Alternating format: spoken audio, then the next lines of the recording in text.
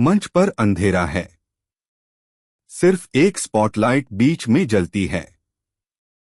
Nicholas पेपे एक football लेकर खड़े हैं। उनकी आंखों में वह चमक है जो किसी तूफान के आने से पहले होती है। नेपथ्य में धीमी और गंभीर आवाज। फुटबॉल की दुनिया। यहाँ वादे बनते भी हैं और टूटते भी हैं।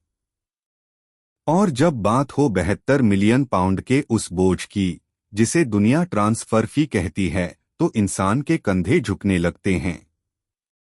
लेकिन निकोलस पेपे, वह झुकने वालों में से नहीं थे। निकोलस पेपे धीरे से गेंद को अपने पैरों से थपथपाते हैं।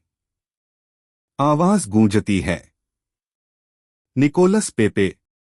लंदन की वह बारिश, एमिरेट्स की वह गूंज। जब मैं मैदान पर कदम रखता था तो मुझे लगता था कि मैं सिर्फ एक खिलाड़ी नहीं बल्कि हजारों उम्मीदों का भार अपने कंधों पर ढो रहा हूं। लोग कहते थे, ये पेपे है, ये जादू करेगा। और जब जादू नहीं हुआ तो वही लोग पत्थर उठाने लगे। वह रुकते हैं। उनकी आवाज में दर्द है, लेकिन हार नहीं। क्या आपने कभी महसूस किया है, जब दुनिया की हर निगाह आप पर हो और हर गलती पर तालियों की जगह सन्नाटा हो? हफ्तों तक वह सन्नाटा मेरे कमरों में गूंजता था। क्यों खरीदा इसे? ये फेल है। ये शब्द तीर बनकर सीने में उतरते थे। वह अचानक गेंद को हवा में उछालते हैं और एक कलात्मक शॉट मारते हैं। लेकिन एक एथलीट की कहानी सिर्फ उस एक मैच से नहीं लिखी जाती जिसे वह हारता है।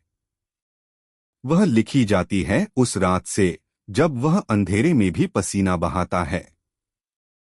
मैंने अपनी लय खोई, मैंने अपना आत्मविश्वास खोया, लेकिन मैंने उस जुनून को नहीं खोया जो मुझे आइवरी कोस्ट की गलियों से यहां तक लाया था।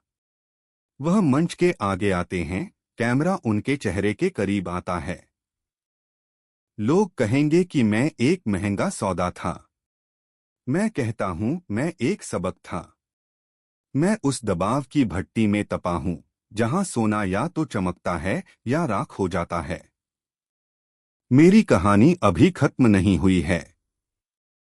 जिस दिन मैं मैदान पर वापस आऊंगा, मैं अपनी कीमत चुकाने नहीं बल्कि खुद को साबित करने आऊंगा।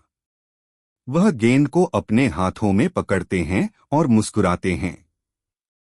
संगीत तेज होता है, क्योंकि अंत में आंकड़े मायने नहीं रखते। मायने रखता है वह खेल जिसे हम अपनी रूह से खेलते हैं।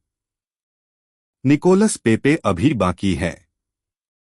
लाइट्स अचानक बंद हो जाती हैं। सिर्फ गेंद के गिरने की एक अंतिम आवाज आती है।